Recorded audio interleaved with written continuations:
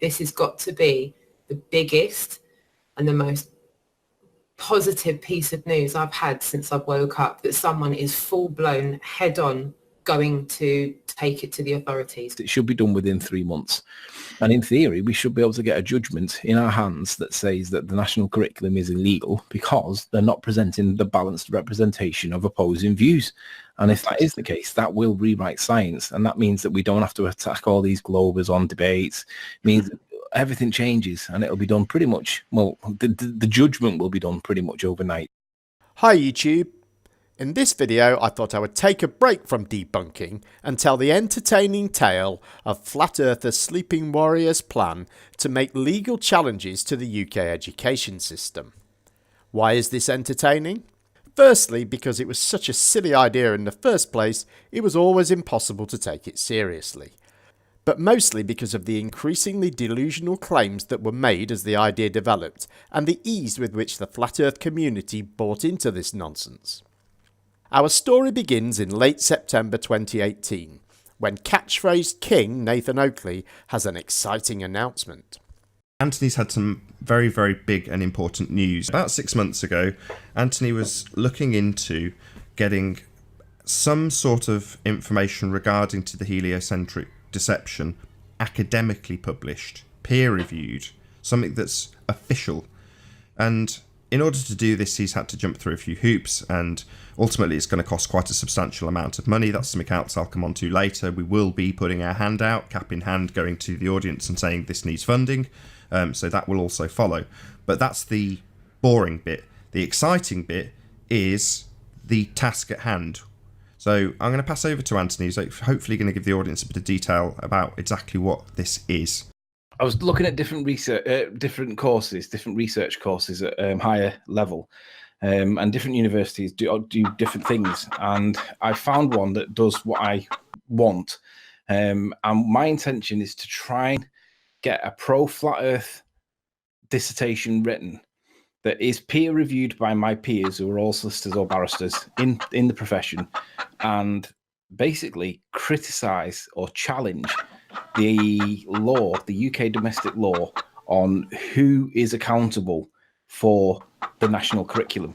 I want to criticise the people that are in the education system on facts that we can prove are at least debatable in terms of the evidence, because they would have to prove the 93 million mile sun, for example, if they were going to show that their statements that we were being taught were actually true.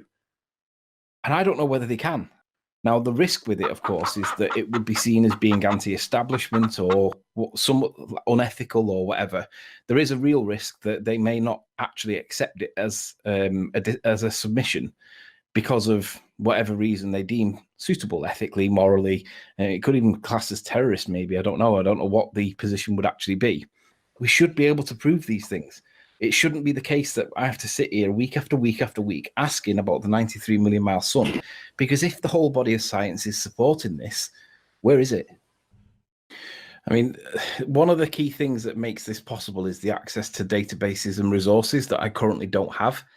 When you go into any university establishment, you get access, you get login details, you can go onto the electronic resources databases, of which there are numerous ones. It's having that information, that knowledge, that stuff, which may well exist in science. Registry. But ultimately, it's without information, I wouldn't be able to know who's responsible for what we get taught. But the reason why I'm trembling a little bit is because I'm nervous, because it's serious. This is probably if it doesn't get rejected and it gets accepted and then it gets passed and comes back out the other side, that's when it can be released to like the journals and stuff, because it will be the case that there's a credible argument for whether or not we're being told the truth. But it'll be reviewed in or published in different journals as well later on down the line. Not straight away, but once it comes back out the other side. And it'll generate discussion, awareness, promotion. Flat Earth might benefit massively just from the exposure from it. So the amount that you're going to be asking for in terms of the fundraiser is 2,050, is that correct? The course fees are 2,050. There is an admin fee of 50, and I think it's going to be. I need to find out what the final figure is. I believe the final figure is just over 2,000. let me restate the risks. I mean, the risks are, because it's very political by nature, the real risk is that it'll be rejected. And I can't guarantee that it'll be submitted, but it may get stopped. And if it does get stopped for some nonsense reason, then that tells people within Flat Earth that you can't challenge the establishment, in my opinion. But there is the real risk that this may not actually happen, in terms of the university in question may stop it. So a deluded and entitled Anthony thinks the fact that people haven't delivered evidence relating to the distance to the sun to him on Oakley's game show is a good reason to think that there is no such evidence. Of course, like everything in Flat Earth these days, e-begging is required. There was a suggestion that that Anthony did exactly the same as Ranty, but at the time he was umming and ahhing about doing this, and the idea had been on the table for a while. It was just purely down to the fact that it's such an expensive thing to do. I mean, I did consider doing a GoFundMe for a P1000 because a lot of people were doing it and gifting away the P900s, and I did think of doing it. But really, I wanted to do this instead because I think this has got more value to it and it's got more legs. And although I don't really resent anybody for wanting the P1000, for me, this is like a P2000. So it seems Anthony decided he was going to raise money through GoFundMe donations before he had decided what worthy need these donations were for. I think these clips provide some insight into Anthony's real motivation for this project. But this is where it gets really interesting, right? Because the ballers all say things like, well, you don't have any peer-reviewed papers. And obviously that we can then go, hey, there's peer review, guys. Read it and weep. Ultimately, the fact that it's been peer-reviewed gives us that leverage against the ballers who basically challenge us and say you've got nothing. There's not a single troll that would be able to challenge any part of it because none of them are qualified. Not even, dare I say it, the rumpus. Because I just want something that's peer-reviewed that the ballers then can't say that we've got nothing because, hey, chew this, guys, because most of them won't even be able to read it, let alone like understand it. Actually, Anthony is right there. The final product is such gibberish it is hard to understand. So the GoFundMe page is set and Oakley makes Anthony an advert. But yeah, if and when we do that, it'll be in the next few days, if not today. Check out Anthony's Sleeping Warrior-a-thon, where he'll disseminate quite a lot more information about what he's doing, why he's doing it, and what support he requires. So one last time, I'll put a link to my video advert for that campaign in the super chat, in the chat.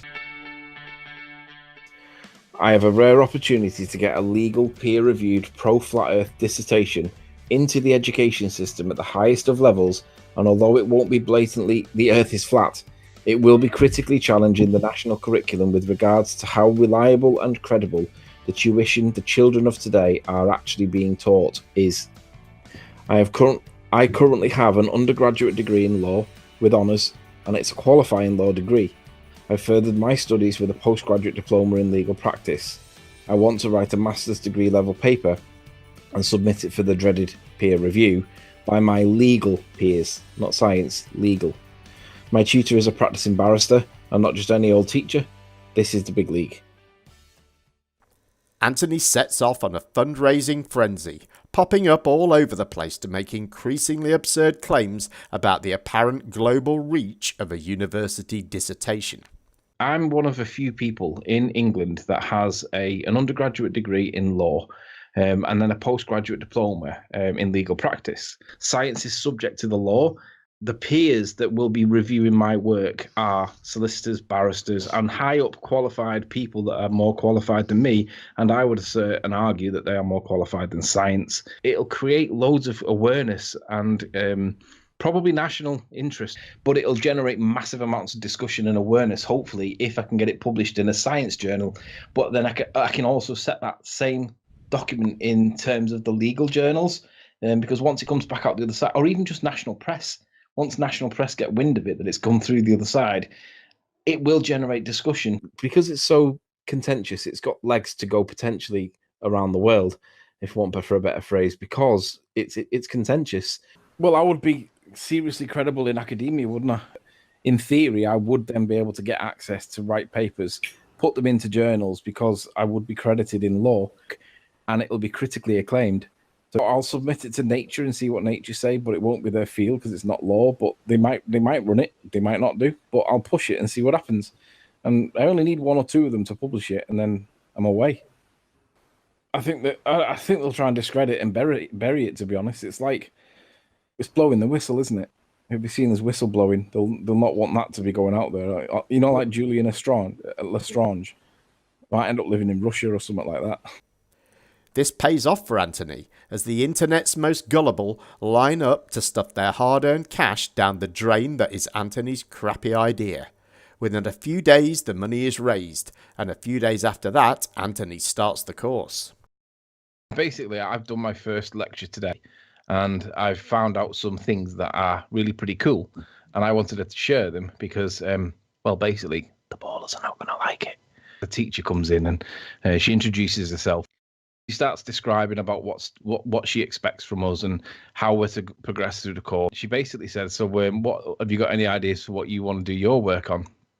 So it starts getting political now, right? Because I've got to do the overlap with law. So it's not necessarily about the physics. It's more to do with where the law fits into it. So I obviously said, I think that the education system that we get taught from the national curriculum from the age of about 10 or so is not necessarily based on facts. It seems to be based on a consensus rather than facts. And the overlap with law is that I think that we have the right to be taught the truth. And she came back to the question, well, where does this overlap with law? And I said, well, the Education Act tells us and others what their obligations are with regards to education. And I said, and that's what I'm here to argue. I'm here to critically analyse the current thinking on a topic of my choice. And I said, and I'm pretty certain that the solar system, the way we're taught it at the age of about 10, isn't actually fact. It's a consensus that everybody seems to believe, but it's not actually factual. Anyway, the outcome that I learned today, and much to the ballers discussed, is that I have the choice, and the university will do it for me if I wish to, which I will be doing, for it to be published in a law journal.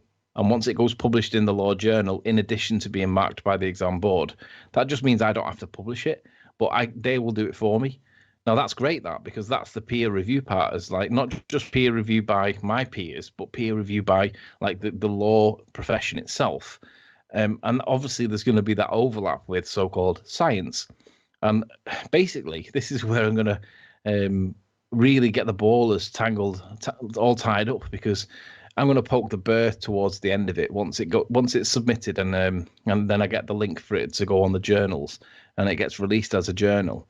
I'm going to basically point the finger at the ballers and make sure that they all go and view it from the website. And then the minute it starts creating internet traffic, I don't know exactly how it'll work, but I'm pretty sure that things that start trending will start to gain momentum. And that's what I'm hoping. I'm hoping that I am literally going to be the cat amongst the pigeons. And she concluded by saying, well, what is the law that you're going to be challenging? And I said, it's going to be to do with the obligations of the state. Like, what are we going to get taught? I said, I don't know what they are yet. I haven't researched it. I said, but I know it'll be there somewhere. She started to, well, her words were, I'm not quite sure which mentor I should give to you. I'll have to have a think about that one. And then she was like, we're going to have a chat about that. Make sure that we're going down the right way. And I was like, yeah, that's right. Let's see how this goes, because this is where it's going to get a bit awkward. So it's interesting anyway. I mean, Ranty said earlier, it depends if you get on the course. He's on the course, his foot's in the door, he slipped under the radar, and not only that, the teacher's interested. She's obviously recognised there's a little bit of mystery about what you're telling her. Yeah, a little bit of devious. Devious, I think, is correct. The next day, Anthony hears from his tutor. Cool. But I've got to well received then. Well received initially, not too. Well, I've had an email back and forth with her since yesterday. And the only thing that she's concerned about is that it appears that it may be a little bit the angle, she said, may not be as strong. The angle of attack, interestingly named, may not be as strong as what it needs to be for the point. And I'm like, well, in that case, let's find the angle. Let's make that angle so that it's strong enough. That's what you've said as well, hasn't it? You wanted to get a bit of databasing and try and find some argument in law. I've got to make the angle, and that's where I've got to really show that this works and persuade her that there's enough in it. Because if she thinks at the minute that it might be a too shallow angle of a point of law, then there's not going to be that much to write about, in her opinion, at this point. Well, you and I know that you could write 12,000 words pretty easily on not having to do very much. in terms of like curvature and stuff like that. So it's not right to say that there's only a shallow angle in law. It's just I don't think she's really understood the depth of it yet. Yes, how can Anthony's paper have too shallow an angle in law if he can write thousands of words about curvature? It's at this point that Anthony first notices the very benevolent Flat Earth Street activist Roxanne Glenn, and in an effort to impress her, he embarks on some activism of his own, after making this important discovery.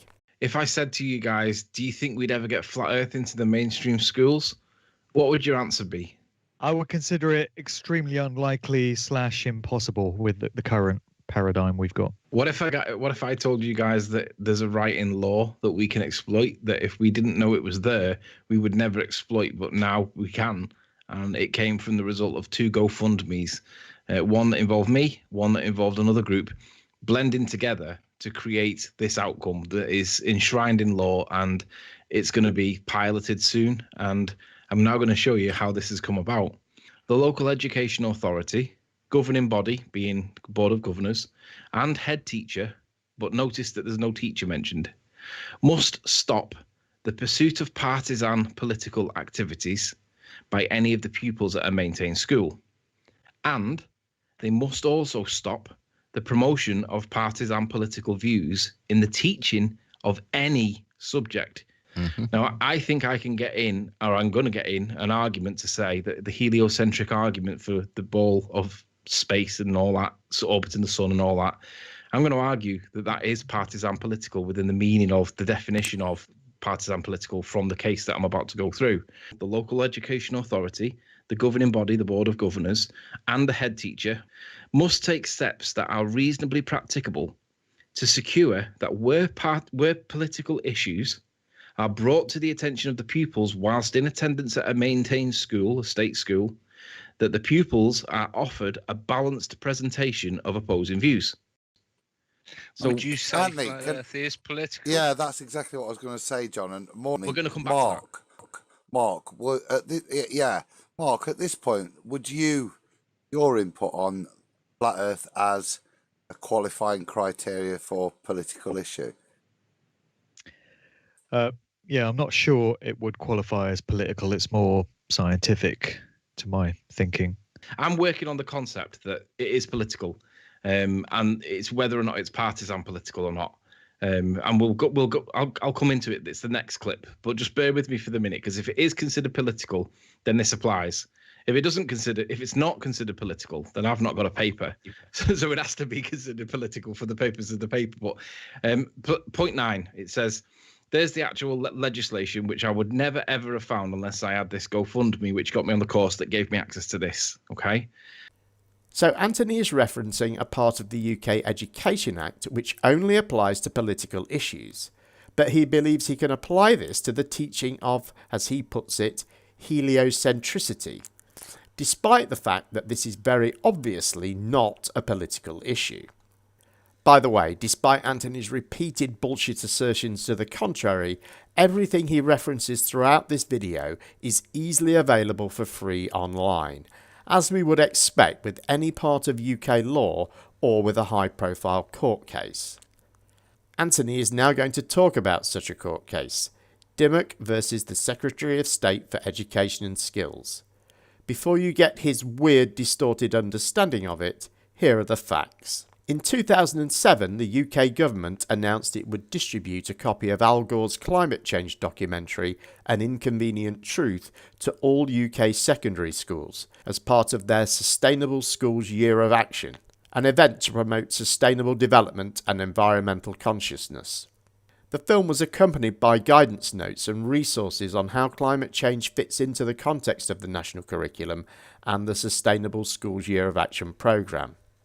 The film's distribution was opposed by Christopher Monckton, 3rd Viscount Monckton of Brenchley, a prominent British global warming denier, a repeatedly discredited and notorious bullshitter who will be familiar to Potholder 54 fans. With the backing of an unnamed wealthy friend, Monckton served papers on the government in the name of Stuart Dimmock, who was a member of the same small political party as Monckton and a parent of 2 secondary school children. Monkton's role remained secret until some time after the case. The plaintiffs argued that showing the film would violate Section 406(1)(b) of the Education Act. The Act requires that local education authorities, school governing bodies and head teachers shall forbid the promotion of partisan political views in the teaching of any subject in the school. They also argued that showing the film was unlawful because it did not provide a balanced presentation of opposing views, as required by Section 407 of the Act. Dimmock petitioned the court for an injunction to prevent the government from showing an inconvenient truth in English schools. The judge ruled that the film was largely scientifically accurate and could still be shown in schools. However, the accompanying guidance notes had to be amended to specifically highlight 9 inaccuracies, where the judge deemed that the movie had departed from the mainstream view. A couple of important points to note about this case. The plaintiffs argued that an inconvenient truth was political because, quote, Mr. Gore promotes an apocalyptic vision which would be used to influence a vast array of political policies, including fiscal policy and the way that a whole variety of activities are taxed, including fuel consumption, travel and manufacturing, investment policy and the way that governments encourage directly and indirectly various forms of activity, energy policy and the fuels, in particular nuclear, employed for the future, foreign policy and the relationship held with nations that consume and or produce carbon-based fuels. These arguments were not opposed by the defendant, who agreed the film was political. Because this point was not opposed, the judge said, the defendant does not challenge that the film promotes political views. There is thus no need to consider any analysis or definition of the word political. This is important because Anthony will frequently imply and claim that the judge did define the word political, often switching it or combining it with the word partisan, which the judge defined as simply one-sided. Okay, now for Anthony's weird, distorted view of the case. First, he establishes how teaching of heliocentrism is political. And there's a case. It's R against the Secretary of State for Education and Skills of 2007. So this is going to draw the line in the sand for everybody. So whether it's partisan or not, whether it's political or not, all the scenario that we're talking about is all in this case. Now, it's to do with Al Gore's video of 2007 or 2006, An Inconvenient Truth About Global Warming, how the end of the world is nigh unless we do major things.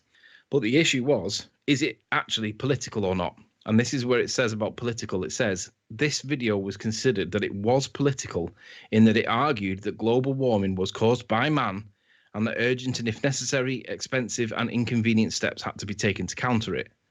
Well, we can paraphrase that with an equivalence. So we could argue that the need for the national curriculum to teach just one area of the heliocentric argument is a man-made decision, and it's not reflecting the views of the other views, be it concave or whatever. And on that basis, paraphrasing this into something similar can be done. And therefore, I would say that would make the heliocentric application in the national curriculum political, because it's the absence of everything else that's not in there that really should be in there. And that, I would say, that would satisfy the definition of political. What complete and utter bollocks. First, Anthony's paraphrasing was basically him replacing the passage with one of his own invention and an entirely different meaning. He then argues that teaching is political because of, quote, the absence of everything else that isn't in there that should be in there. Basically arguing that it is political because it is one-sided, conflating political with the judge's definition of partisan. Obviously, everything that is taught as a fact is by definition one-sided. He also completely ignores all of the arguments that we have just seen that were presented to establish that an inconvenient truth was political. Of course, it would be impossible for Anthony to present similar arguments to these with respect to anything taught in the science curriculum. Not that he even tried. We can find a complete clarification of how the Education Department interprets the word political in this document, which provides guidance to the UK's independent schools to ensure they are compliant with general educational standards. Section 320 tells us, the aim of this provision is to prevent the political indoctrination of pupils through the curriculum, The wording is based on Section 4061B of the Education Act 1996, which applies to maintained schools. As explained below, the aim is not to prevent pupils from being exposed to political views or from discussing political issues in school. Pupils should not, however, be actively encouraged by teachers or others to support particular political viewpoints. Then in Section 321, the following is how the department interprets the following two key terms in the provision. The interpretation of partisan is taken directly from the judgment in the Dimmock case. The interpretation of political views is political views, views expressed with a political purpose. A political purpose includes actions taken either directly or indirectly to further the interests of a particular political party, to procure changes to the laws of this or another country, to procure the reversal of government policy of particular decisions of governmental authorities in this or another country. So when a teacher tells a student that the distance to the sun is 93 million miles, Anthony would need to show where within this statement is one of these political purposes. Finally, returning to the Dimmock case, Anthony completely misses this argument made in defence of the government and supported by the judge. Scientific hypotheses, such as the hypothesis that climate change is mainly attributable to man-made emissions of greenhouse gases, do not themselves constitute political views within the meaning of Section 407, even if they are doubted by particular political groups. But in any event, nothing in the 1996 Act or elsewhere obliged teachers to adopt a position of studied neutrality between, on the one hand, scientific views which reflect the great majority of world scientific opinion and, on the other, a minority view held by a few dissentient scientists. The judge agreed with this, saying, "Of course that is right, and Section 406 and 407 are not concerned with scientific disputes or with the approach of teachers to them." So Anthony's precedent case that will form the entire legal content of his dissertation specifically states that the laws he is trying to apply do not apply to scientific hypotheses. However, Anthony seems to think the case is made for flat earthers. Number one, the word partisan had to be construed as meaning one-sided. Regardless of what the dictionary says, it just means one-sided. So in terms of heliocentrism, I would argue that that's absolutely a one-sided point because, you know, they don't teach anything about geocentrism, or no one knows about hollow earth theory or flat earth theory. It's absolutely one-sided. I fish this next bit out again. You did this on Nathan's show. This is the best bit for me. The next bit says, the misleading use of scientific data, misrepresentations, and half-truths, and one-sidedness. Again, that's all about heliocentricity in science. It fits into it completely. So it's like, oh my God, that's been written for us. And it wasn't. It was written for Al Gore's thing. But this is what the judges said. And heliocentricity is all about the misleading use of scientific data, misrepresentations, and half-truths. The second one states that the deployment of material in such a way as to prevent pupils from meaningfully testing the veracity of the material and forming an independent understanding as to how reliable it was. Well, the minute you mention the word reliable, instantly you're thinking of the likes of NASA, and anything to do with space, you can't test the veracity of any of the material it is sent to because it's completely one-sided and you can't test it. But also, independent understanding as to how reliable NASA is not taught. And there is no ability for that in schools for NASA. So this second part, forming an independent understanding as to how reliable it was. Has anybody ever formed an independent understanding as to how reliable anything was that you were taught at school? And the answer is no, because you're not taught to critically analyze anything. So that in itself is an issue. But that's only the second factor. Let's move to the third. And this is glorious. Think about Neil deGrasse Tyson and Brian Cox and co. The exaltation of protagonists and their motives, coupled with the demonization of the opponents, that would be us, and our motives. Isn't that just exactly what Neil deGrasse does and co? So the issue then is whether or not it's promoted, right? And subjectively, you can think to yourself, is heliocentricity promoted in schools? right? Whether it's partisan or not, is it promoted? Of course it is. There's a globe in every classroom. There's a globe on every wall. Everybody knows that that globe's there. Everyone's heard about it, right? It's definitely promoted. It's not been given equal, like a fair amount, like say, well, there is opposing views. There could be alternative explanations. It is contentious. Not everybody agrees. It's taught as fact. The second point that the judge said, the mere distribution by the Secretary of State to schools, which is basically the same as saying teaching heliocentricity in this case, to facilitate their showing of the film and accompanied by guidance was not per se, on the face of it, or irremediably a promotion of the partisan political views. The statute could not possibly mean that Section 406 was breached whenever a partisan political film was shown to pupils. What was forbidden by the statute was political indoctrination, which is what you've just said. That's the bit that's forbidden. Indoctrination. It's not the showing of the clip. It's not the teaching of heliocentricity. What is forbidden is the indoctrination of, which is where the continuous, basically, reassertion of the solar system and the heliocentric model is the indoctrination. Anyway, so since this is the biggest lie that covers all the rest, I think we're starting in the right spot, my friend, for sure. Now, this is the bit that's important because it says, therefore, a teacher who in the course of a school day, as part of the syllabus, which it is, presents to his pupils with the appropriate setting and with proper tuition, but look at this bit, and debate a film or document or topic, maybe heliocentricity, which itself promoted in a partisan way some political view, could not possibly be the mischief against which the statute was intended.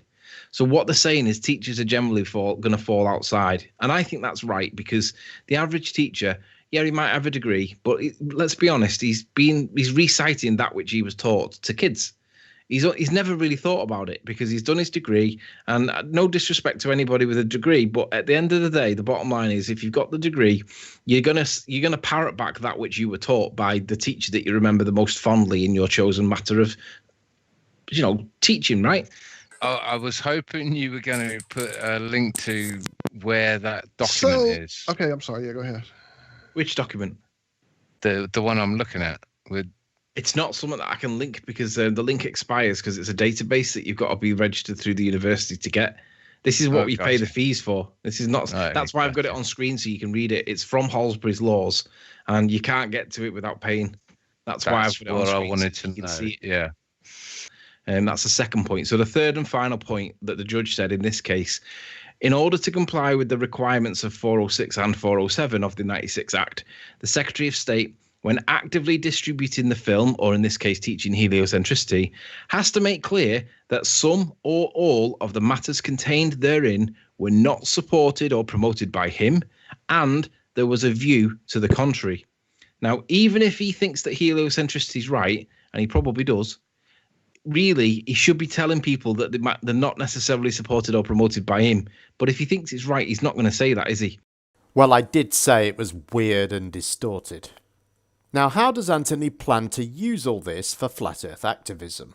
Now, this is the second part of it. This is to do with the activism. So this is where the result of my GoFundMe overlaps with the result of another group's GoFundMe, which was to do with the tour. Adam was part of it in Nottingham, to do with Roxanne, the globalist denier, and her troops.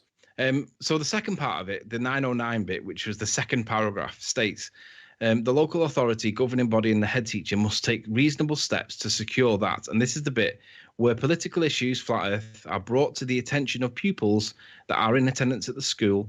The pupils are offered a balanced presentation of opposing views. So even if I can't get in, if I can't argue that it's partisan political from the point of law, which is going to form most of my argument, I am going to be able to argue that all we've got to do as flat earthers is bring these political issues to the attention of the pupils whilst they're in attendance at a school, and then the headmaster, because it says so here, the headmaster must take reasonable steps to secure that the pupils are offered a balanced presentation of opposing views. That is our way into the schools, because all we've got to do is bring it to their attention and then prove to the head that we've done it, because there'll be flyers going around the school and all the kids will be talking about it, because that's what will happen in a school. Once we bring it to their attention, the headmaster must take reasonable steps to ensure that the kids are offered a balanced presentation of opposing views. We're in. Now, brilliant. I didn't know about this until I did until I got the GoFundMe results, and I did what I'm doing now. And Roxanne and Harry and Robin and all the people on her side, they got the benefit of a GoFundMe as well. And there's an overlap, and that overlap gives us the way into the schools.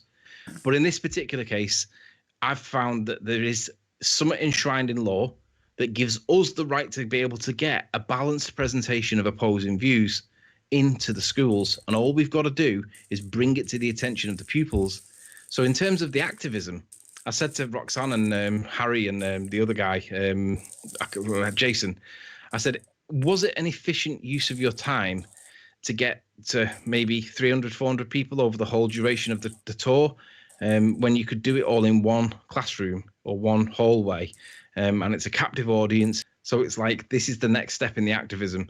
If there's activism to be done, this is how we should do it. We should trigger this law by bringing the issues to the attention of the pupils whilst they're in school, and then asking the headmaster, governing body and the local authority to ensure that they take reasonable steps to ensure that the pupils are offered a balanced presentation of opposing views. And that, Your Honour, is the law. No, that is an absurd misunderstanding of the law. Anthony actually thinks that all he has to do is hand out a few flat earth flyers to school children, and this will trigger a legal requirement that they be taught flat earth bullshit in school. But his fantasy doesn't end there. What I suggested was, imagine that, just say for instance, me and Adam, right? I go down the left-hand side, Adam goes down the right-hand side. We both got Bluetooth wireless microphones on, and we look like we're BBC. We've got a battery pack connect to us, and they can see it, and it's very visual that we're proper. And basically, imagine that we had a back and forth, like in a courtroom, and the guy in the blazer is the judge, but he's stood behind his pulpit and he's got the black gown on with the horsehair hat on, and he's acting as the role of the judge. You could get all the kids to stand up immediately at the beginning and get them all to stand up while all rise for the judge, or blah, and make it a courtroom. And then someone says, "All be seated." And it's formal, but the kids do it because they know that'll stick with them for the rest of the days, because there was that thing that happened with the court thing. They'll remember that. But let's just say that Adam plays the part of the heliocentric teacher, right? We'll call him Mr. Meakin, because Mr. Meakin teaches physics. And Mr. Meakin can start presenting to the judge some of the strongest evidences for the heliocentric model. So the Aristophanes thing, sticks in the ground, or gravity, or whatever. And I can be the disruptive guy that says, "Objection, Your Honour." And then the judge would say something like, "On what grounds?" And I say, "It's complete fabrication. You can't even prove Aristophanes even existed." If we can give it a theatrical appearance to it, and it's more entertainment. Well, obviously, we're going to need some hardware, because I think it's one thing to get permission to use the hall so that we can present our balanced views. But I think it's quite another thing to expect to use their Elecki and their equipment and all that kind of stuff. So I think we're going to have to at least have our own equipment in case they say, "Yeah, you can come in, but you're not using our stuff." So there might have to be a hardware purchase of speakers, microphones, that kind of stuff. But in the short term, literally, I'm talking with Roxanne, obviously, because of the success of the Global Eye tour. So Anthony not only believes he can trigger a legal requirement to teach flat earth in schools, he seems to think he will personally be called upon to do the teaching. He goes on to develop this idea with Roxanne the Globalist Denier and Robin from the channel Lifting the Lid. I'm a member of FE Core, right? Mm-hmm. This is the FE Core chat. And in this chat, there's 42 people. And the people that are in here, if I show more names, look at the people that's in here. We are the players in Flat Earth. Mm-hmm. All the big people are in here, right? This is going to create even more controversy, but this is good for FE Core. This is good for us. This is terrible for ballers. Yeah. Now the ballers will attack even more if FE Core are involved in this. We will make ourselves massive targets for so much troll abuse. Anthony was saying the Bluetooth mic and it looking all professional.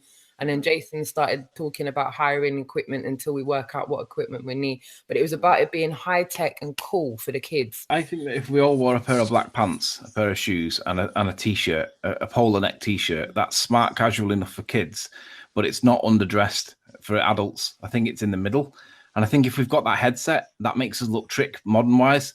And I think that resonates with kids if we look good. Well, the thing is, this will go national. If we talked about the press last night, and I said that we should probably black them out in the short term, because we won't need the press for it to go national. It will go national by virtue of the kids and Facebook and Twitter. The havoc this is going to cause with the kids when they go home is going to be fucking insane. And this is why it's got to be hard hitting. I mean, we only get an hour. Oh my gosh, we could recreate a court situation. Yeah. Where me and you can have the fight. Side, I'm the other side, and you're the judge, and the audience is the jury. Yeah, and then basically you get like an auctioneer's gravel and like, order, I can sort this. The kids at the end to tell them to vote. Are you still a globe head or what? Yeah. Wow, I like it. We could put a couple of teachers on the block as well. We could say, well, isn't that what Mr. Such and Such says? So if we're going to do this, I think that we do have to we have to get funding for the equipment to make it look good.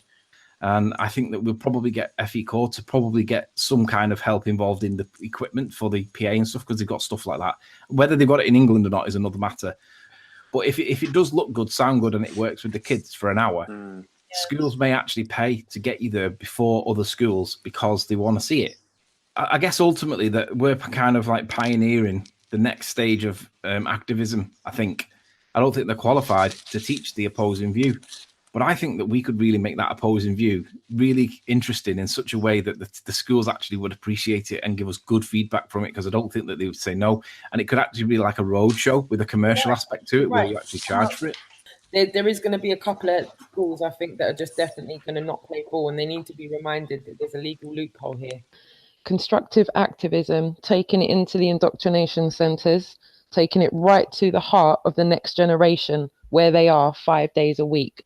So, yeah, I think it's fair to say we're going to bully our way into the education centres and at least get an hour of the students' time to show them that, you know, there's another point of view. It's not just a heliocentric model.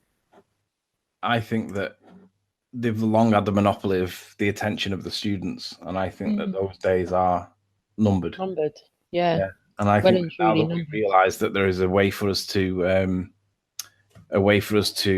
what's the word, infiltrate, then I think that we'd be mad not to, because it's enshrined in law and we can do it. And I've got every intentions of doing exactly that. And I think that you guys are going to have to do something really interesting to stop us, because it's in law that we're allowed to do it. We're going to do it. And gone are the days where heliocentricity is the only thing taught in schools.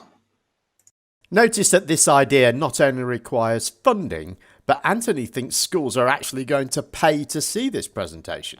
The children of England are safe for the time being, though, because it seems Anthony has been operating above his pay grade, and his boss is about to find out about his cold moonlighting activities. But you're right, the heliocentric model is a reification fallacy, because it is based on, or it's treated as though it's true. It's not. I mean, there's loads of things that's wrong with it. So the bottom line is that I think the next 12 months is going to be really interesting, because, I mean, I think, like I say, the activism is going to step up a couple of notches, and I've got some really cool irons in the fire at the minute, and I'm hoping that I can use the sway of being in academia to influence some people in positions of authority to give me some time. And if we can do something productive and constructive, I think we'll get this law implemented, and I'm hoping that it's going to go exceptionally well. So I'm looking forward to the next 12 months. Well, no, I'm just saying that there are people saying, you know, talking about this idea of, they call it going into the schools, and they're kind of suggesting that some of us think that we're going to go in there and say, oh, the earth is flat and here it is, here's your picture and here's your anyway. When you say there are some of us, are you talking about people against us or with us? Dell's latest one, he's talking about, these guys are talking about going into schools and they're going to go in there, and he's just blah, blah, blah, blah, blah. And he kind of brought up, you know, with pictures and cartoons. Like, I mean, I would hope that nobody here is of the mindset that we, you know, when we talk about going into schools, and it's quite a very broad, undetailed concept. I don't think those words have ever crossed anybody's lips, going into schools. No, well, I mean, I've said going into schools, yeah, because that's the description that you would be doing by doing what I'm suggesting, but not going into schools as a flat earther saying that the earth's flat. Absolutely not. Right. All right. I just wanted to, like, I think that's an interesting topic. Sorry. Hold on, Eric. Sorry. No. Okay. There is going to be no point that Anthony walks into a school. So if that's been wrapped up contextually incorrect, then that needs to be made clear. Nobody's walking into any school. It depends on what you mean by that, Nathan. It depends on what the context is that the criticism is as well. The intention is to get into the schools and present the opposing balanced view against the heliocentric model. You're not about to walk into a school with a flat Earth model or any model or anything or any information for that matter and say anything to anybody in a school. But by the virtue that you are looking at the education system, that directly is linked. It is the school. You know, it's the overriding entity that governs the school, but it doesn't mean you're going into a school physically going to put boots on the ground in a school ever. I still think it's an argument from ignorance on the basis that I don't think that he understands the point that's being made, and then just repackaging it in his own slur kind of thing. But you might very well be talking about someone else, and if someone is proposing going into a school and talking about bloody azimuthal equidistant global projection and saying it's the flat Earth, then you know they need a good slap. That's not what you should be doing. You know that's their system. You know you've got to be very careful. Yeah, I think if Del was critical in some way, and I suggest it's because he's probably speaking from a position of ignorance, join the show and then have the conversation, Del, because I don't mind explaining myself just for your benefit if you don't understand what's going on. Phew. Luckily, Anthony is an accomplished compulsive liar and managed to bluff his way out of that one. But now that Oakley has poured his urine on Anthony's activism bonfire instead of drinking it, Anthony needs a new approach. But first, a little revisionist history. For those that don't know him, he's been very prevalent in a lot of debates, flat Earth debates that are hosted live with Nathan Oakley's channel, Nathan Oakley 1980. But more recently, one of his good friends and him took a great photo across the Irish Sea from St. Bees to the Isle of Man, and with a couple of his friends did some fantastic modelling using CAD software and reverse engineered where the curvature should be. And it became quite a landmark discovery and an experiment that has since stood the test of time with all the debates. So big tip my hat to you, Anthony, for doing that, and with Ranty and the other guys. Just a few minor corrections to be made to that story. Anthony claimed he could see Scotland, then he claimed he could see Ireland. He lied about his location for weeks until he was undone by his own evidence. Then he, Oakley and Ranty announced to the Flat Earth community that they could see the coast of Ireland from England, and consequently the debate was over. 2 weeks later, they quietly admitted that this was wrong, but appeased the flatties with the promise of a working Flat Earth model. This turned out to be a model of a tiny 30-mile section of the Earth, and it didn't work at all. In fact, it convinced its creator that the Earth wasn't flat, and he promptly vanished. Okay, back to the podcast. But more recently, he's come across something which we'd like to share with you tonight and on this podcast, which is fascinating. And I've titled this podcast Hijacking the Education System, because it is exactly that. And I'm super excited to introduce you today. So, Anthony, welcome to the podcast. Hello. I came to Flat Earth through looking at pyramids. I realised that the pyramids were not tombs, and the pyramids overlapped with my background in law. But essentially, there's so much that comes from this Dimmock case that it's written. It's written for me to find it. I know it sounds bizarre, but it's as if there's some divine intervention that put this there at some point because I was going to find it at some point. Wow. Now, that doesn't make me any kind of self-proclaimed messiah, but when you read through the factors that Dimmock presented by the judge in hand at the time, it's almost as if he was a flat earther. That's how strong it's written. It's as if he's not talking about this case in question. It's as if he's talking about us right now. And when I read through this, It shivers down my spine because it's written for us. This is our law, and this is the angle that I've now found, and this is where it starts to get really interesting. I'm super excited that you see it that way, Anthony. Yeah. So let's move forward then. Take us down the next step. So I'm a member of FE Core, and because I'm a member of FE Core, I ran this by FE Core, and I said, look, this is our in. This is what we need to do if we want this to get forward. So I wrote to the government and I said, look, this is what the law says. This is what you're doing. It breaches the law because, And if we take this matter to a judge and you guys have got to present your evidence on a table to the judge and satisfy the judge that you can prove things like the distance to the sun, that you can prove things like gravity. We know that they can't prove orbits. We know that they can't prove the center of the earth being a molten iron core. We know that they can't prove curvature. They can't prove axial rotation. All of these things are on the table for a judge to decide whether in law or not it's enough evidence to prove the point that they're making. Now, if we were to do this, I said to FE Core, this is the single biggest, most, what's the word I'm looking for, devastating. I'm not sure what the word is, but the magnitude of this is potentially huge because it only takes that one judge to look at their claim and say, yeah, you guys can't prove this. So I wrote to the government and I had a response back from this guy called B. Bickerton. But one of the things that he said was that the orbit around the sun is an established scientific fact, and therefore we do not see any need to review the content of the science curriculum. Well, how are they going to prove this scientific fact that the Earth orbits the sun? If they're going to prove something in science, it has to comply with the scientific method.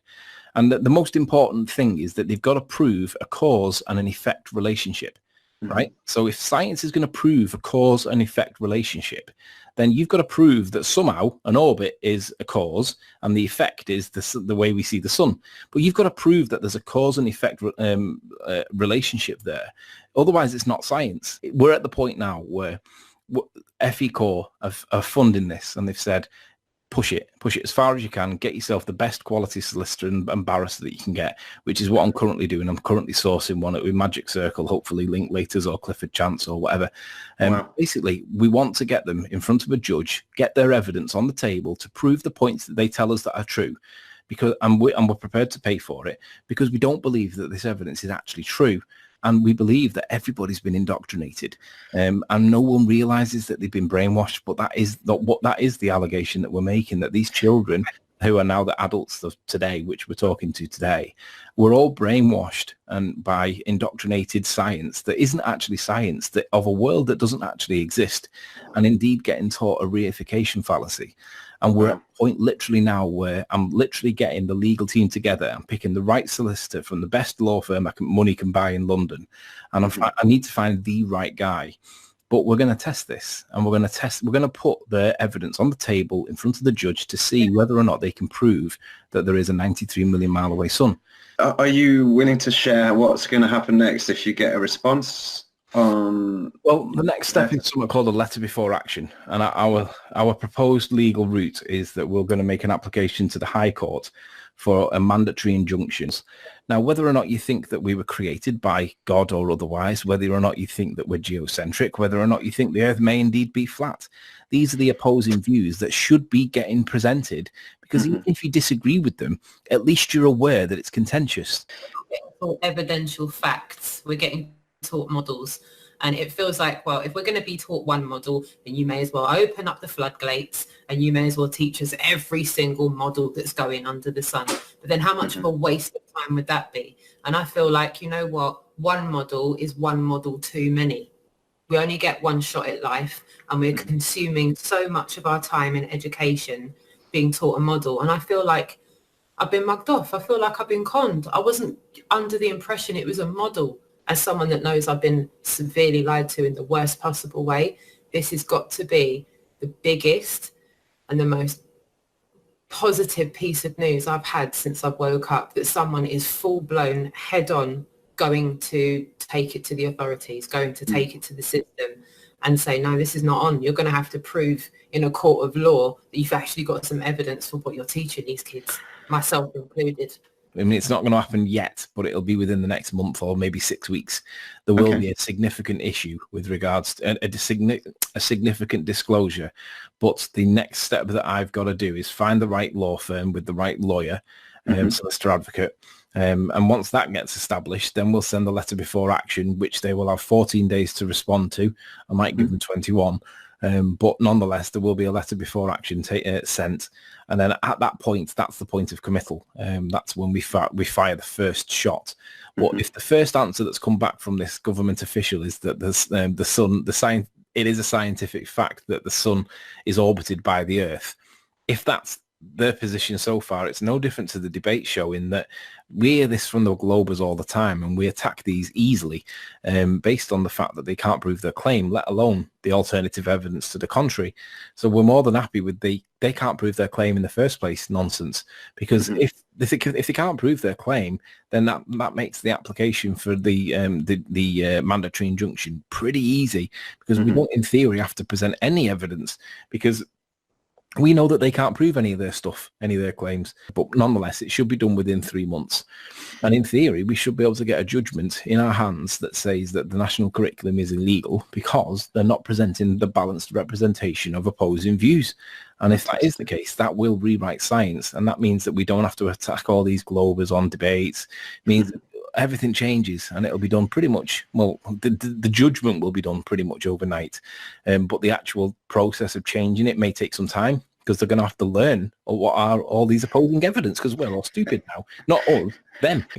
I think that the standard of evidence in law is much different and more difficult to satisfy than the standard of evidence within science, because it is all based on consensus.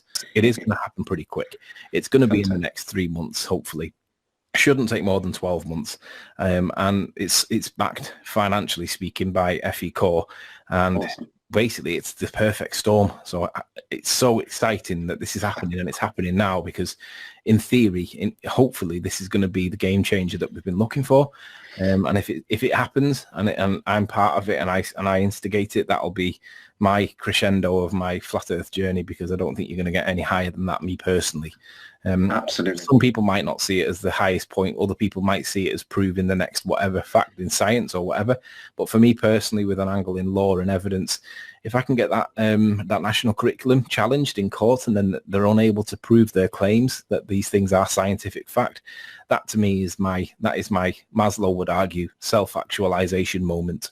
I'll see my work as complete at that point. So watch this space. It's about to get interesting. I see this as so exciting. It's like a David and Goliath, but I know you've got the slingshot. I know you've got the right aim, and you've got the right sharp stone in that slingshot. You know what? All I would say is watch this space, because, like I said, this is probably one of the most profound things that we've heard happening within this most important subject. And what are we trying to do in this? We're trying to evoke change and reform that's going in the direction of the truth. So, like Anthony said, watch this space. I think you're going to be very impressed with what you're going to see happen over the next few months. Okay, a quick review of Anthony's hijack the education system fantasy. First, there seems to be some disagreement here. Anthony wants to force the government to teach opposing views, whilst Roxanne wants them to stop teaching altogether. Anthony promises a significant disclosure within 14 days. This podcast was uploaded on the 13th of January 2019, by the way. Anthony thinks that all he has to do is send a letter to the education department, and this will force them to have to appear in court and present evidence in support of the answers to Oakley's housekeeping catchphrases.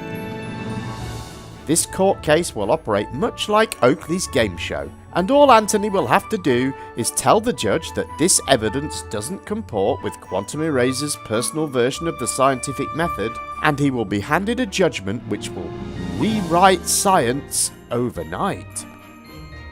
This will happen easily, without Anthony having to present any evidence at all.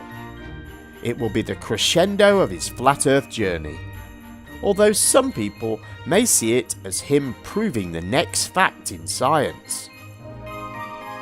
Anthony goes off to find a lawyer, while Roxanne has a fit of entitled arrogance. At least that's what her script said. Anthony has so gratefully researched enough to actually bring out the sections of the law that they're breaching. We've brought the attention to the Education Department of Parliament, and they've tried to run us round the houses, which Anthony has taken on and run with. And so now that's now moving on. He's seeking legal representation from one of the top law firms in the country, and we're going to take it to the highest court in the land until we get a bunch of people that reckon they're going to prove. We're going to need proof, scientific proof of gravity shown in a courtroom. We're going to need proof of Earth orbiting anything. Okay, just anything. Orbiting anything. We need proof of that. We also need proof of Earth's axis rotation given to us in court.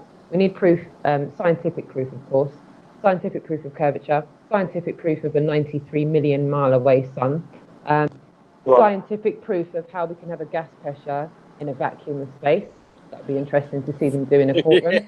And we also want scientific proof of a self-perpetuating molten iron core shown in court. And if anyone else has got anything they want to throw in there, we'll be more than happy to take your request in. You know, send your self-addressed envelope to PO Box. flatearthprovethe-globe.com. I think that's a pretty good list. I think you got a good list there. Yeah, that's a good but list. Listen, if they can give us those 7 scientific proofs, really our hat. But hear what? We all know, you know, as well as I know, none of those evidential scientific proofs are going to be brought to a courtroom. So we need to stop teaching and propagating and pushing the the Copernicus model as if it's fact.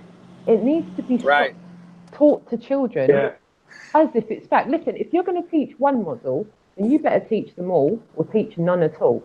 Yeah. And we're going with the whole, well, do you want to teach them all? No, I didn't think you wanted to. So stop teaching any. Okay? Just stop it. Obviously, Roxanne feels that since she clearly learned nothing at school, no one else should either. Meanwhile, Anthony has found a lawyer. Well, maybe. So yesterday I had my first conversation that was detailed with a law firm. And they haven't agreed to take the case on yet because they want to look into it, but they want to know more. And we had our first cards on the table thing. And basically what the issue is the hardest point is to get across to the lawyers that what we're trying to say is that they can't prove their case. We're not trying to say that the Earth's flat.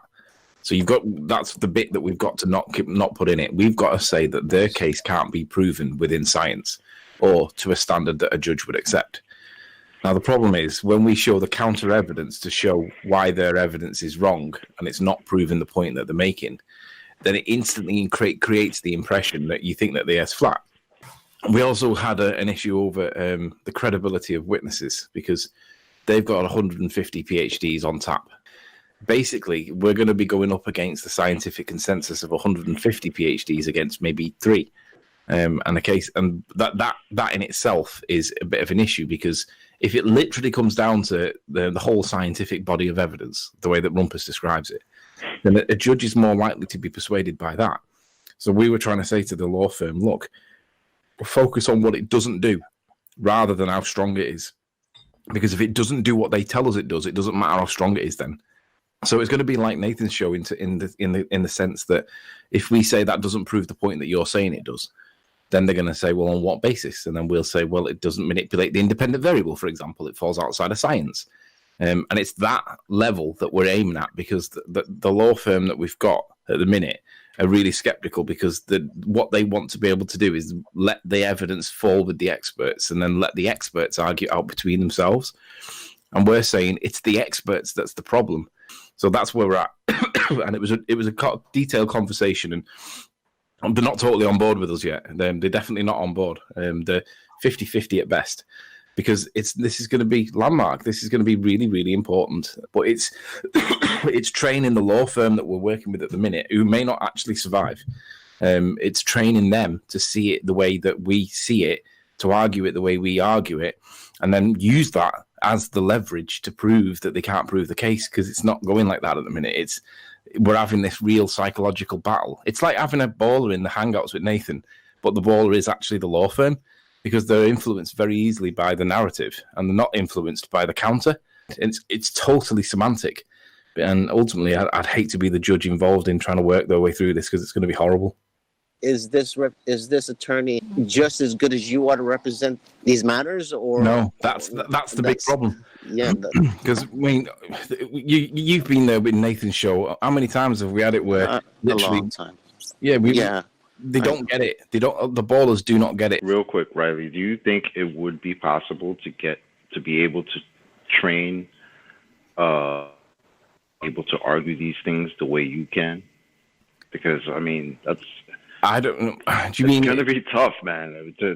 What we need to do really is we need to get the lawyer. Once we find if this lawyer is no good to us and we end up going elsewhere, then what we really need is the lawyer that we end up taking on to literally sit on Nathan's debates for a couple of shows and listen to how things are argued, and basically put cross-reference what he listens to on the debates into the legal situation, and then getting the same result, but through doing it, transposing it into the way the legal mechanism works. So even if they can prove Cavendish is true, then all we need to do is flip open that article from Scientific America that states that it's not the current science anymore. So then the whole argument's in the bin. So it's knowing which are the strongest counter arguments. And honest to God, like I say, the hardest thing is getting our legal people at the moment to understand that they can't prove their case, and we know all the answers, but they don't understand that we know the answers to give them. So we're probably likely to fall foul with the law firm, because they're going to think, fucking hell, this is too much for me to remember, because they've got to argue it in court, right? Someone's got to argue these things on the fly there and then in front of the judge. And we're the ones that need to be able to, we're the ones that can do that, but they're the ones that have got to do it, not us, because we're not allowed to speak. So it's like they're the ones that have got to be up to speed. And we just know that in itself, you kind of got, it's not just employing them to do a job. You've got to red pill these bastards to make sure that they're up to speed. And how are they going to do that? Yeah, that paper is part of this course that I'm doing, right? And that is what I write in that paper is going to end up being used in the court, because once we get something published scientifically within the peer review process, that's then got evidential weight to it. So it's really important what I put in that paper, because if we're going to end up using it, then it's going to have to be, once it's in the system, we can then cite it, because it becomes open to peer review. And unless somebody proves that the point's wrong, then it's seen as being credible. I mean, I've got until summer to submit it. And I was intending on sticking it in basically now, because I'm pretty much finished with it. But I'm also thinking, actually, if I put this in now, the direction that this case may go may end up not being the direction that I've written the paper in, and it may end up be better off just hanging back a little bit and seeing the direction that it looks like it's going in, and then tailoring it to that. What we're going to do, I'm going to run it by Nathan. If this law firm stays on board and we don't end up like disagreeing and just walking away, I'm going to tell them that they're going to have to come into some of the hangouts and look at what we're doing. But I'm also going to have to tell Nathan that he needs to tone it down a little bit, just while we, like keeping it modern in terms of its most up to date. But don't be too aggressive with them, because if we are being watched by our own side, then we need to present ourselves in our best, most polite, courteous way to create the right impression. Because we couldn't have them with like the Rumpus, for example, who just will not let us respond, and then Nathan barking at him, telling him to shut up, you old man, and whatever. We can't really do that, so we'll have to just pick hangouts. And Nathan knows some people just want to charge him up, because that's like their way of trying to bring him down. Yeah, of course. Poor Nathan. Of course, court cases involving complex technical and scientific issues make use of experts in the relevant field. As usual, Anthony considers that the best person to assume this role is himself. But he doesn't stop there. He also intends to train a lawyer from the best law firm money can buy by getting them to come on Oakley's game show. He also thinks he can convince a court to reject the concept of gravity by quoting them a single sentence from Scientific American, which he has misunderstood. Now, you may be forgiven for forgetting that the point to all this was for Anthony to attain a master's in law. The problems that his tutor pointed out right at the start haven't gone away, and so she emails him with her advice on what he needs to change to stand a chance of getting the qualification. To Anthony and his absurdly inflated ego, this is just another thing he needs to debate. So our first point was there's a lack of supervisory capacity on the topic, in that they don't have any academics who specialise in education law. So my response was, that's okay. I don't need a specialist in education law. I would actually argue that I am the specialist. I don't feel as though I need supervision on this matter when I've got all the background that in this topic, generally speaking, that I need already. The second point is that the topic is still too much education policy rather than education law. And I said, no. There is no policy in here at all. It is all to do with Section 10, Section 406, and Section 407 of the Education Act 1996. I do not reference policy at any point. So for whatever reason, she thinks there's education policy in there. Could be a red herring. could be a straw man, but nonetheless, it was dismissed on the basis that there's no policy in there whatsoever. I'm not interested in the policy. It's all about the actual legislation. So she's wrong there. She's either innocently got a misunderstanding, or she's trolling me with a baller kind of comment. But there's no policy in there whatsoever. The third point she makes is that the research questions are mostly not legal in nature. And I said, no, the Dimmock case, although it is the only case here, means that the research questions are limited, but does not mean it is not legal in nature. It's the application of the Dimmock case overlapping with the legislation that is what I will be focusing on. So the research questions are not mostly legal in nature. Well, the research questions are simple. There's only 3 parts to it. Is it political? Is it partisan? Is it promotion? What research is the necessary in those 3 words? And then the final one is there is a complete lack of legal resources in the topic form. Is this perhaps why it's indicative of a study not being legal in nature? And I said, no, it's because there is a barrier between science and law. Science acts as a law unto itself and has been passively indoctrinating education for years, with pseudoscience masked as science when it isn't at all. The Copernican model is taught to children as fact. It has no scientific validity. The legal point is whether or not this is lawful or not.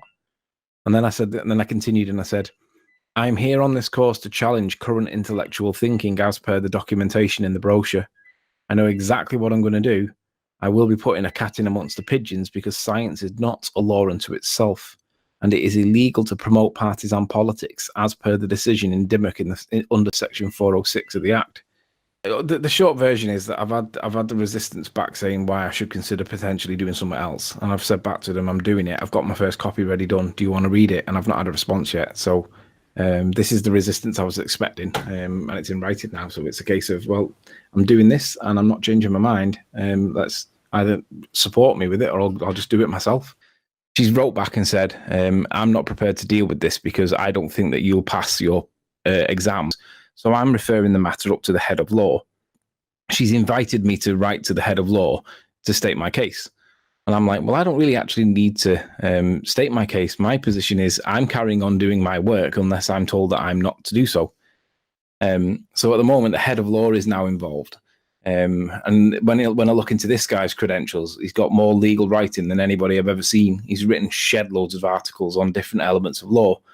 And I'm going to suggest that he could be my supervisor because he seems to be extremely well written in legal writing, and I'd quite like him to be my mentor, actually, my supervisor. So I've switched it round and said, I want you to be my supervisor. So let's just see what happens. So they've got to really kick me off the course. Otherwise, I'm doing this, but they definitely don't want me to be doing it. So watch this space. It's all going to get interesting in the next week. So if they fail it, I will release the reasons for why. And then when you read through it yourself and you can see, well, does that satisfy the reasons for failing it? And the answer is going to be, well, no, because the law is there. There's evidence there. There's supporting cases, there's supporting journal references, and it is clearly an issue. And why would it fail? It shouldn't fail. And they're just closing ranks on me and stopping me from doing it. Now, contractually, they're not going to be able to. Professionally, they may end up making it fail. And I think that they will. I think they're going to fail it. So again, this is something that you can quote me on, ballers. I think that they will fail my work because they don't want it to pass. I also think they'll fail Anthony's work because it's poorly written and it makes an illogical and nonsensical attempt at a legal argument. Okay, time for the final showdown with the head of law. But on the other hand, what I've also done by coincidence at the same time, I applied for a PhD level qualification at a different university, assuming obviously that I would get through this one, and the application's in. But it'll be a really interesting paradox if the new university accepts my application for a PhD, but then the current one refuses to let me write the topic on, when my proposal for my PhD is the same topic. It's the indoctrination of the education system, citing the same law, the same case, the same issues with the Copernican model. So it's going to be really interesting whether or not I get onto the PhD, but then get kicked off this, because that's going to cause them murder, because they've deprived me my place on a potential PhD if I get a conditional offer. I'm going to share on screen. I'm going to read it. Dear Mr. Riley, thank you for your email. The award of LLM, which is the Masters in Law, will, require you to undertake a substantive piece of research on a legal topic which the law school is in a position to supervise. My colleague, Dr. Blah Blah, has already indicated that the suggested research is not something that we can supervise. I would therefore kindly revisit the research and provide a title which we will be able to supervise you on. So that was his first. This is the head of the law school. It's been pushed up from the teacher to the head of the law school, right? This is my response to him. Dear sir, thank you for your email. I am not prepared to provide an alternative title on this occasion. I do not agree that there is a lack of supervision from a university of PhD academics specifically skilled in legal research. It is a clear contradiction to claim there is no supervision of sufficient skill, yet also claim that the angle in law is too shallow. You cannot have it both ways. I respectfully reassert my position. For the avoidance of doubt, you will have to breach your contract with me. I do not agree there is a lack of supervision. So that was my response back. Got a response just outside of office hours, which I'll get to quickly. And he sent it on his mobile, which tells me that the guy's triggered. I'll now share the picture on screen. Let me bring OBS back up because it dropped. Dear Mr. Riley, thank you for your email. We have made our position clear regarding the learning outcomes of an LLM. We have also advised you as to the supervision of a title that lacks legal dimension. So again, contradiction. And then he says, I hope this finalises the matter. And then he signs it off. But listen to my next one. My next one is fantastic. Here we go. This is the redacted, my response back to him. I said, again, thank you for your swift reply. Respectfully, I have made mine clear too. I do not accept a university full of PhD academics are not considered to be adequate supervision for the purposes of checking my legal research. The matter is final as far as I'm concerned.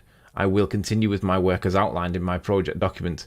Perhaps it would be prudent to actually take my work and critique that, then tell me how it's shallow in law, or beyond the expertise of a whole school of PhD academics in law.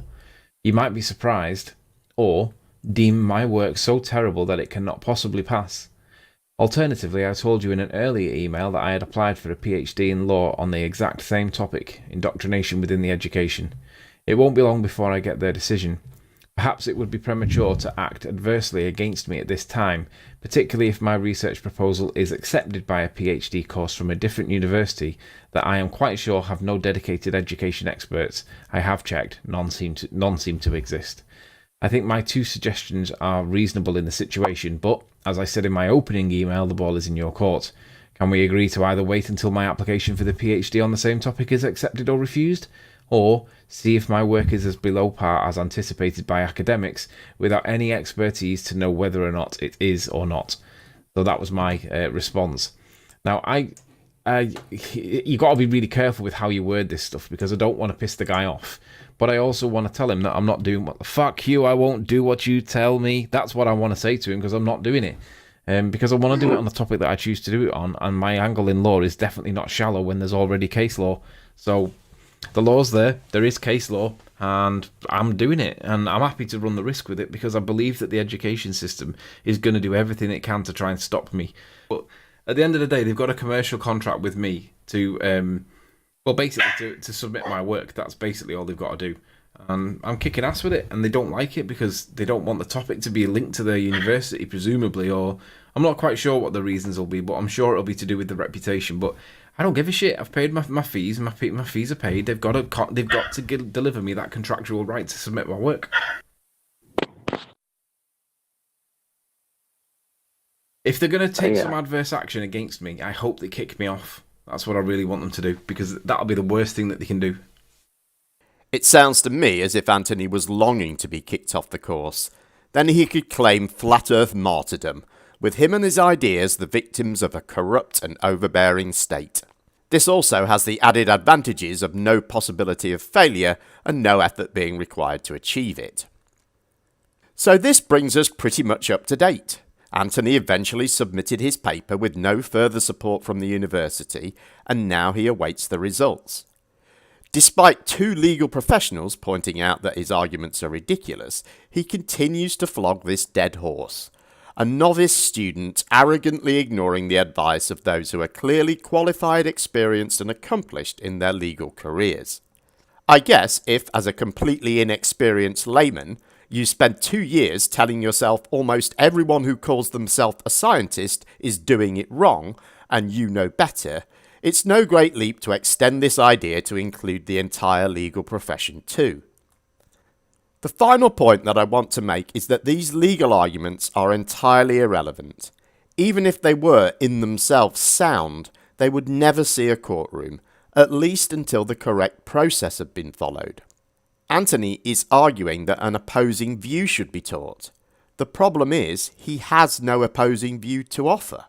He complains that what is taught doesn't comport with Quantum Eraser's distorted view of the scientific method, and yet he has nothing supporting his worldview that comports with any method at all, unless we count making shit up in the Skype call before the show as a method.